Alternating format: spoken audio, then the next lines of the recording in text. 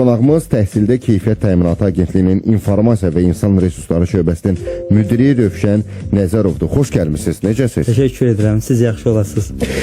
Bu yaxşı havada birinci qonağımıza da çətinlik oldu gəlmək. Sizə necə? Rahat gəlib çatdınız? Aha, tək olsun. Və artıq başlaya bilərik də, yox. Vaxtımızı da itirməyək. Məncə suallarımız həqiqətən də çox olacaq və təsadüfi sizi çağırmamışıq. Bax, təmsil etdiyiniz qurumda ustalar öz bilikləri ilə imtahan verib biliklərini təsdiq edə bilər və bu barədə də ətraflı sizdən məlumat alacaq. Təhsildə Keyfiyyət Təminatı Agentliyinin fəaliyyətinin əsas istiqamətləri hansılardır? Birinci bu sualdan başlayaq. Buyurun. İlk öncə təşəkkür edirəm ayırdığınız zamanınız və diqqətiniz üçün. Düşünürəm ki, bu mövzu cəmiyyətimizin dəyərli üzvləri üçün çox önəmli bir mövzudur. Biz Təhsildə Keyfiyyət Təminatı Agentliyi olaraq məlumunuz Dövlət başçısının müvafiq fərmanı ilə 29 dekabr 2019-cu ildən etibarən bugünkü mandat əsasında fəaliyyət göstəririk. Mandatımız xeyli genişdir. Belə ki, biz təhsil müəssisələrinin akkreditasiyasının həyata keçiririk.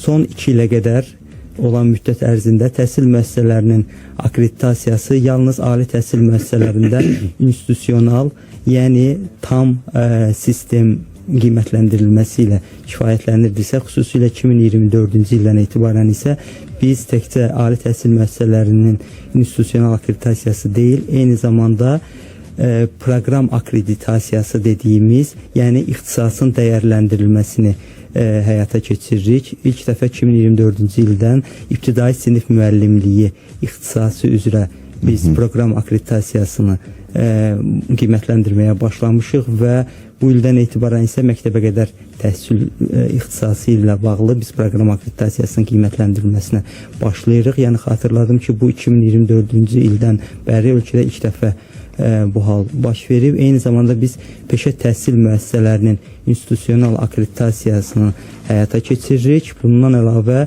məktəbə qədər təhsil müəssisələrinin monitorinqini həyata keçiririk. Keyfiyyət monitorinqini həyata keçiririk.